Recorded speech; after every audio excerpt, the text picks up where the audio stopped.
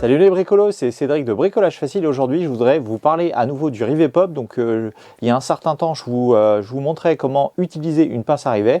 Et donc, cette fois-ci, je vous propose de voir comment retirer un rivet pop d'un matériau, quel qu'il soit. Vous allez voir, rien de très compliqué. Donc, je vous propose de voir tout ça en détail dans la séquence qui suit. À tout de suite! Pour retirer un rivet pop, il vous faudra quand même une perceuse et un foret adapté aux métaux, donc un foret de ce type-là ou un foret classique. Ce qui compte quand même, c'est que le foret soit de suffisamment bonne qualité ou en tout cas suffisamment affûté pour pouvoir percer assez facilement le métal. Alors en ce qui concerne son diamètre, il faut partir du principe où le foret doit être légèrement plus grand que le tube du rivet pop, et donc du coup forcément quand le rivet est installé on n'y a pas accès, donc on ne pourra pas mesurer son diamètre. Donc il faut en fait se référer en fait au trou laissé par la tige dans le rivet pop, et il faut partir du principe que le diamètre du foret soit légèrement plus élevé que le trou laissé par la tige, puisque le principe en fait pour retirer ce rivet pop, c'est de percer tout simplement la tête du rivet pop pour pouvoir venir la détacher en fait du reste du corps du rivet et donc retirer le rivet sans difficulté. Attaquons maintenant une démonstration. Donc là on a deux rivets déjà fixés.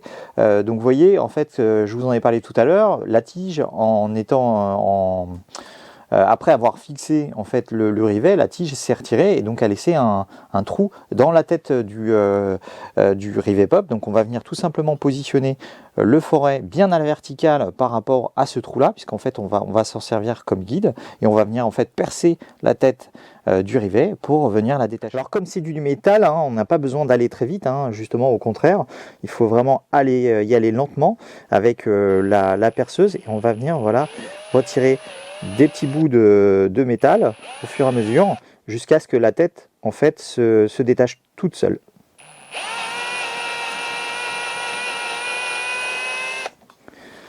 Vous voyez, donc la tête s'est détachée toute seule.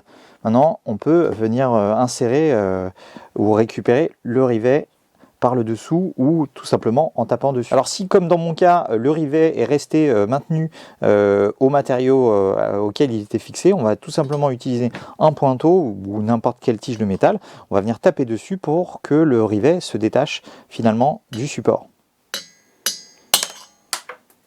Vous voyez, il est venu tout seul, vraiment il n'y a aucune difficulté. En fait, de toute façon, il était tenu que d'un côté et encore uniquement par le frottement. Donc du coup, il n'y a pas de trop de difficulté à le détacher de cette manière. Comme on vient de le voir, rien de très compliqué dans cette technique. Il faudra juste une perceuse et un foret à métaux de bonne qualité. D'ailleurs, si ça vous intéresse, je vous mettrai en description quelques références de forets à métaux que j'utilise et qui sont assez efficaces, même si pour les rivets pop, on va pas se mentir, c'est assez facile à percer, donc on n'a pas besoin de forets de très très bonne qualité.